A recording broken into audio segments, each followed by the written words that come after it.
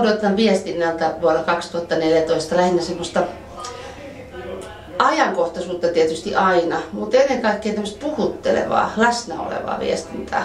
Koska mun mielestä tällä hetkellä on kysymys aika paljon siitä, että koko tämä somemaailma tuo mukanaan tämmöisen vahvan yksilöllisyyden ja silloin ei enää riitä, että lehtien palstoilla vahvasti puhutellaan ihmisiä, vaan sen pitää tulla lähemmäs jokaista ihmistä.